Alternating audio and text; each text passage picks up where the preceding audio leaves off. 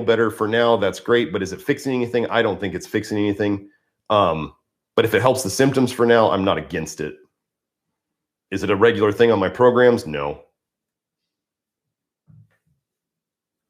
So that's that. So San, if you're asking, does bile help get the bile moving out? No.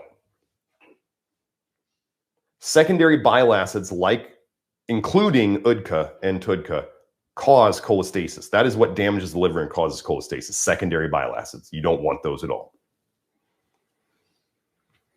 For people who take ox bile because they need it to help them digest the fat in their food, their best solution would be to eat less fat. The more fat in your diet, the more secondary bile acids you make because it affects the gut biome. And the more secondary bile acids you make, the more it comes back around to the liver and causes more cholestasis. So if people are trying to take ox bile so that they can tolerate eating more fat, so that they can then make a more messed up gut biome, so then they can make more secondary bile acids, which then come around and cause cholestasis, it's not a good approach. So Mickey asks, why does taking too much soluble fiber increase vitamin A detox symptoms? Shouldn't it absorb more toxic bile than less? It's counterintuitive. No, this is why it's not a game. You have to understand soluble fiber dumps bile. It triggers a dump of bile. People go, oh, that's good. Yeah. Your bile goes one of two directions. This is an oversimplification. If you have cholestasis, some of that bile is going backwards into your system. Whether it's going backwards from the liver into your system, whether it's going backwards from the bile ducts up into your intestines and your stomach and going back up, causing hiatal hernias and GERD and acid reflux, vomiting even in the worst case scenario, although that may not be the worst case because at least you get rid of some of it. Soluble fiber causes a bile dump. Some of that bile that you dump, and then there's also bile that can be reabsorbed directly into the wrong part of the bloodstream that goes systemically from leaky gut. So that is how bile can get back into the bloodstream. Direct intrahepatic cholestasis, direct from the liver. Extrahepatic cholestasis, where it goes up, it's going the wrong way in the bile ducts or backwards up in your intestines. Bile can go back into the pancreatic duct and then irritate the pancreas, pancreatitis, maybe long-term diabetes. And then it can be absorbed into the bloodstream from the intestines itself, leaky gut. Okay. If people incorrectly start thinking that simply dumping bile is the answer, not a game, and they have really bad cholestasis, and they're triggering bile dumping by doing things like, oh, I'm going to eat tons of fat. Oh, I'm going to drink tons of coffee. Oh, I'm going to take an obscene amount of soluble fiber. And they're still dumping bile backwards into their bloodstream. The bile that goes back into your bloodstream is not touched by the soluble fiber. Soluble fiber can't reach it. It can't absorb it. So then you get more symptoms. It's very simple. You're dumping bile the wrong way. You're triggering a dumping of bile. It's going the wrong way into your bloodstream, and then you feel more symptoms. Just because you ate soluble fiber does not mean that the bile that you're dumping is touching that soluble fiber at all. And the only way you get that bile out of your blood is by it coming back around to the liver again, and the liver turning it into bile again, and then trying to dump it again. And if you still got that cholestasis, it's going right back into your bloodstream again. Just think of it as some percentage. Some percent is going back into the blood. Some percent is going into your intestines.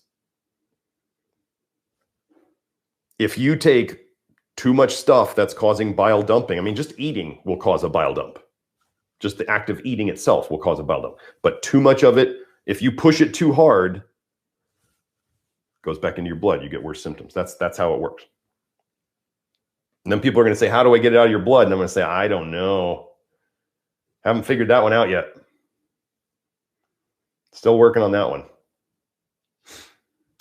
So it's not counterintuitive. It's once you understand the system and the broken system, not whatever. Everybody likes to think that their liver system and their gut system is just fine. And people like to think that their liver's in a lot better shape than it is. If you're not well and you're living in this Western world full of poisons everywhere, you should assume that your liver is the cause of all your health problems and that is the problem. And if you underestimate how bad your liver is, then you're just going to undertreat it and you're going to want things to be better sooner than they are. So that's just, this is why people, when they read a little bit of my stuff or they hear a little bit of my stuff and they go, ooh, bile dumping and soluble fiber, and then they start doing a ton of it and they wonder, why do I feel worse? This is not a game. We are dealing with decades of poisons that have been stuck in your liver. If you think that things get stuck in your liver because your liver wants them, we store aluminum in our liver. We store tin in our liver. We store nickel in our liver. We store cadmium in our liver. We store vitamin A in our liver. We store vitamin E in our liver. I tried to research how much vitamin D do we store in the liver. I cannot find hardly any research on actually storing vitamin D in the liver. All this stuff about storing vitamin D in the body, I just don't, I'm not finding the research. Would I be surprised if we were lied to about it? I wouldn't be surprised. But I'm talking about the liver. I haven't looked into the body fat as much. But when people say we store it in the body, I just go, okay, this should be easy to find. It was easy to find that we store vitamin E in the liver. It was easy to find that we store vitamin A in the liver. You type in aluminum hepatic content. Easy to find that we store aluminum in the liver.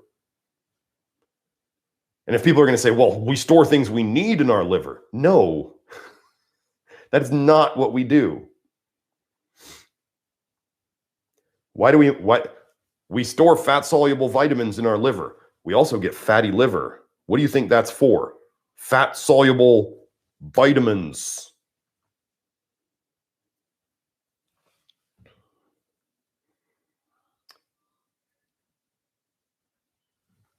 San just commented, very interesting about bile flowing the wrong way as a result of the wrong supplements. This is where your symptoms come from, folks.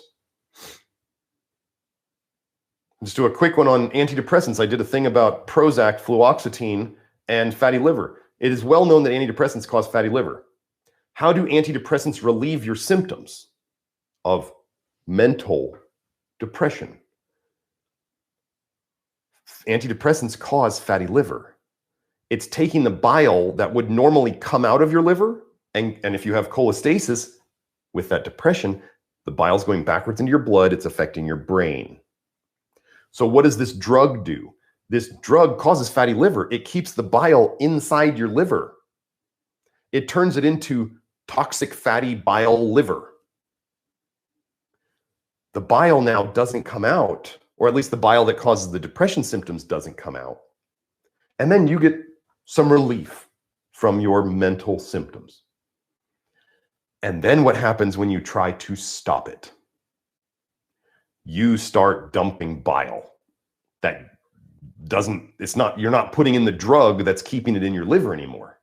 So that bile starts coming out into your bloodstream, and then you get the same old symptoms, probably worse, because over the years that you masked your symptoms with a drug, underneath it all, the problem was festering and getting worse and worse, and your nutrient deficiency was getting worse, and your liver situation was getting worse, probably because you might have been doing things, I don't know, like drinking and smoking and, using cannabis products and all sorts of things that are just eating a high-fat diet because you thought keto was going to save the world, or eating a vegan diet with no protein because you thought that was going to save the world, and it all got worse. And then when you try to get off of it, you have even more nasty toxic bile that now your body is just desperate to get it out of my liver, get it out of here.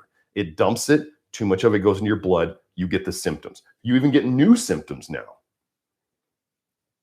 That's how this works.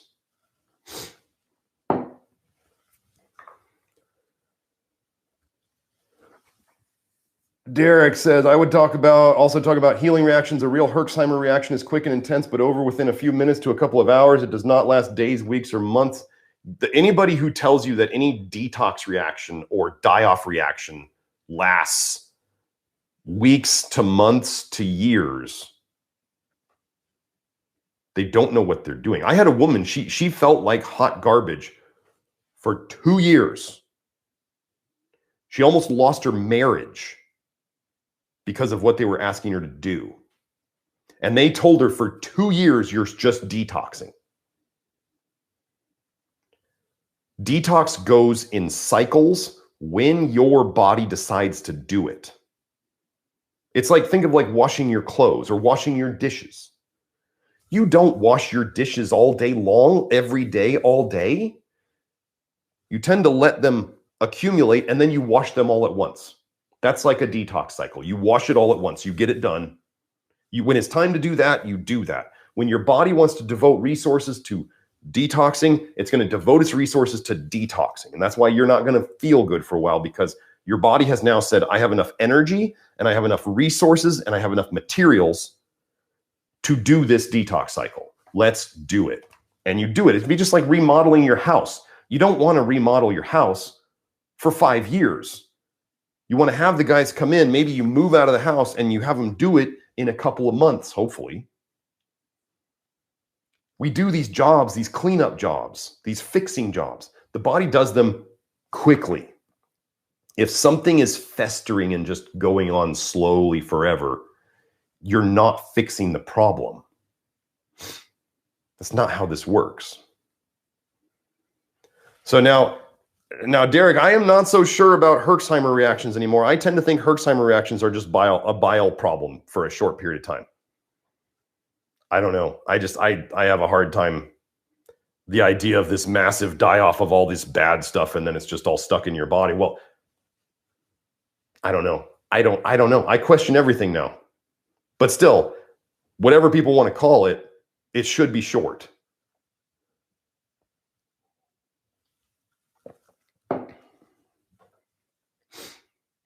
San asks, people get rid of their fatty livers and dissolve gallstones on the carnivore diet. Show me testing. Show me testing.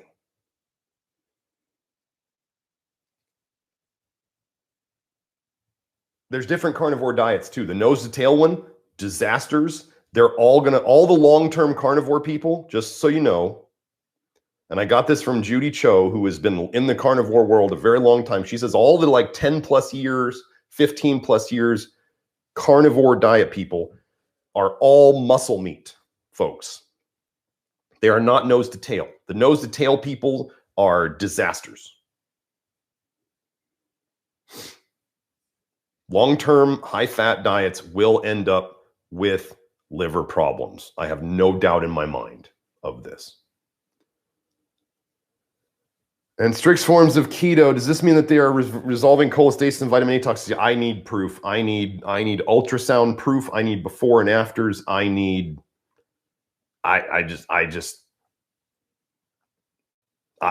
like images or CT reports. Like if I'm going to sit here and say I got platelet-rich prolotherapy, PRP, on my knee, and my complex tear of my meniscus is gone, I can tell you that I have one MRI of my knee before showing a mild tear, and then I injured it more, and then I have another MRI showing a complex tear. If I wanted to prove this, I'm not just going to say on YouTube, my knee is fixed. No, I could show you by moving it, and I could tell you that it used to clunk if I went into a deep squat. When I came out of the squat, it would clunk. My knee would make an audible clunk that like... I did that in front of the doctor, and he was like, "Ooh, ooh." It was not fun. I would go and get another MRI. Do I want to spend another $500 on an MRI to prove that my knee is fine? I don't need to do that for anybody. I honestly don't care if anybody believes that my knee was fixed by PRP and the knees over toes guy stuff. I fixed it. But most people are not getting post images and post reports. They'll just say like, oh, my symptoms are gone, therefore this problem is gone. Fatty liver is called the silent liver disease because modern medicine is completely incompetent at finding it, and it has to be around for 10 years or more typically before they find it. So I have other theories on the carnivore diet that I'm not going to get into here about what it may do long term and how it can seem to resolve a lot of external symptoms, while the silent part of it may be simply just slowly burning away at the liver. Of all the carnivore diets, though, I would say a carnivore diet that was all muscle meat and on the lower end of the fat side, not people trying to eat ribeyes all